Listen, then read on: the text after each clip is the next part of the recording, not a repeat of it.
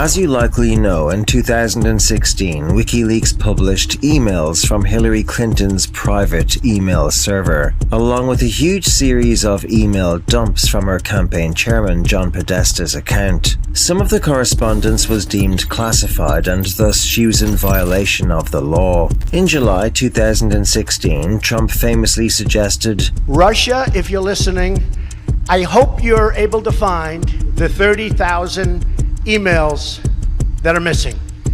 I think you will probably be rewarded mightily by our press." Julian Assange essentially confirmed that it was a 27-year-old DNC staffer named Seth Rich that leaked the DNC emails to WikiLeaks, which was blamed on Russian hackers.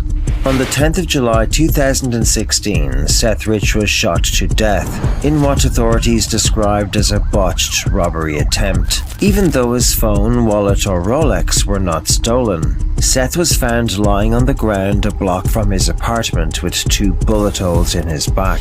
It was most likely an assassination by MS-13 gang members. There's something clearly happening here. The Destroy Trump media, the Democrats, they have been pushing that Russian tin-foil hat conspiracy theory with zero evidence.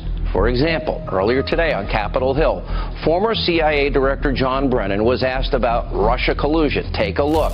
I encountered and am aware of information and intelligence that revealed contacts and interactions between Russian officials and U.S. persons involved in the Trump campaign that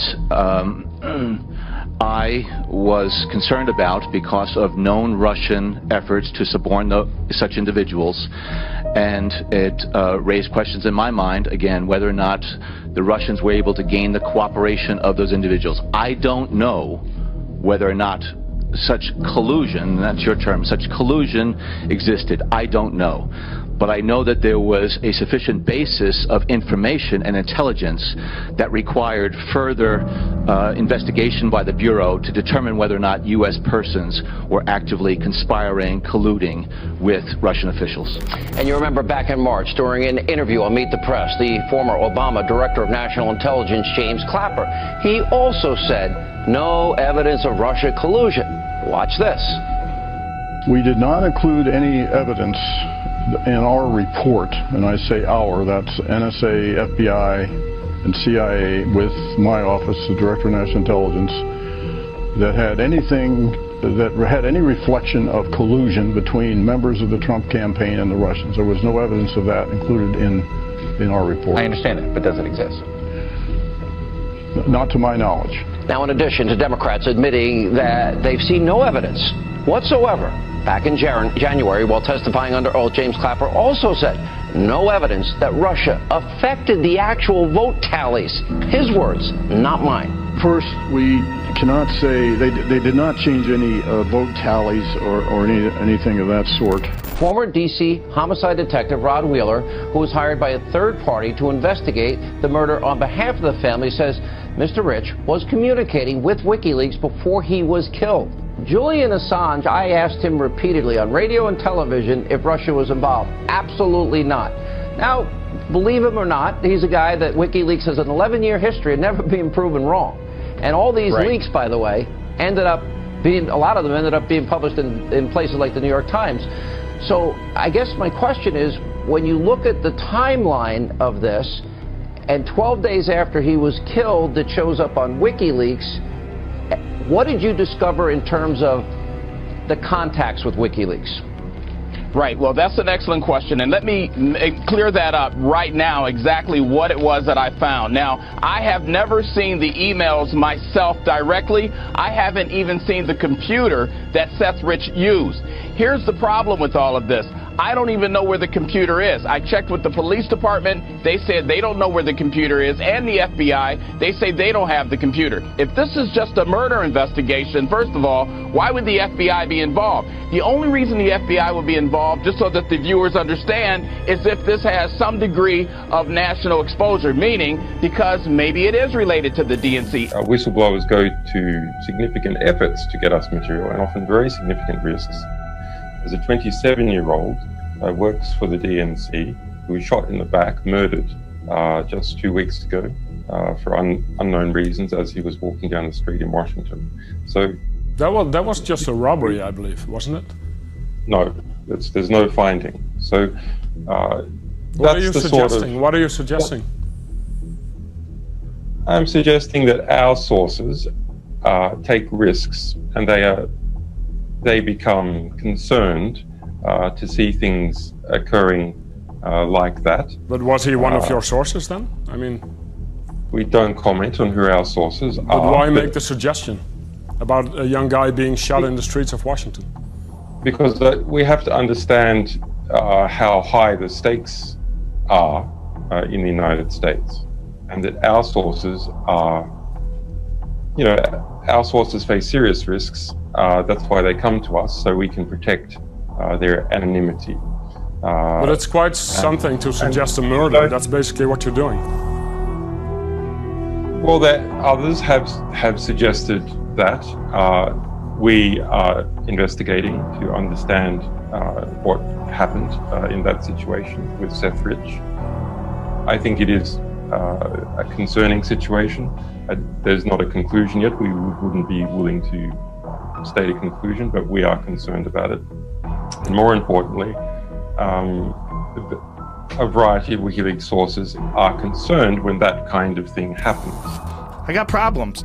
Listen, man, I'm not a fucking reputable person. That's what I try to tell my people. Political ideologies. I mean, I'm just not. I'm not that well read when it comes to politics. I have my opinions on things, but when it comes to things that are rock solid and clear, like that Seth Rich was murdered and people want to ignore it, I'm like, what the fuck do you think happened? There has to be some sort of a disconnect here. When a person is giving information to WikiLeaks that exposes corruption inside the very organization that's responsible for the fucking Democratic Party, and he gets murdered, and you're like, oh, the conspiracy theories. No, he got murdered. There's no conspiracy. It was a botched robbery. Says who? Says who? Where's his? How come his wallet was there? How come his watch was there? How come they didn't take his phone? What the fuck are you talking about that I'm a conspiracy theorist when I just tell you the facts? So and this WikiLeaks thing with Julian Assange is the craziest shit ever, when he said there's consequences to sharing information with us. And everybody's like, nah.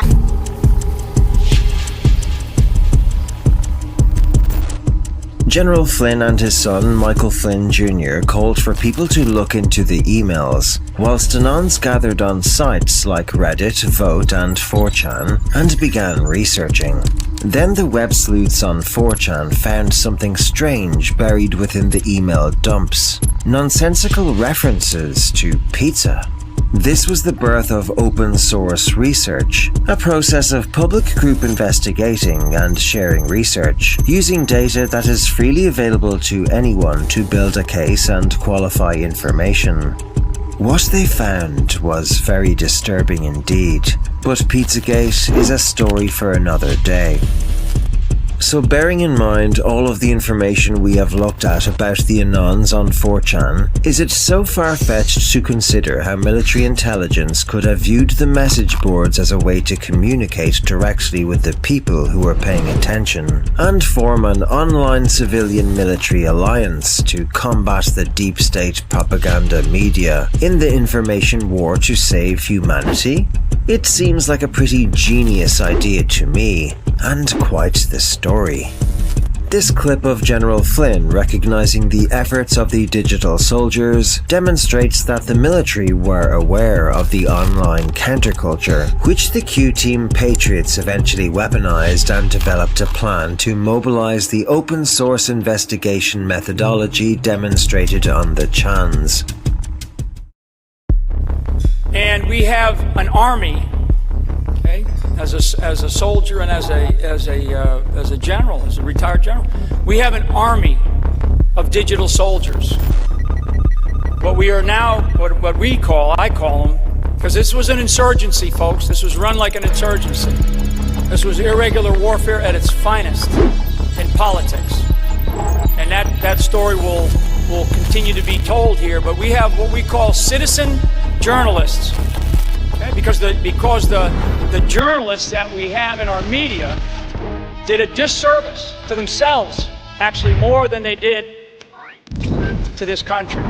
They did a disservice to themselves because they displayed an arrogance that is unprecedented. And so the American people decided to take over the idea of information. They took over the idea of information, and they did it through social media.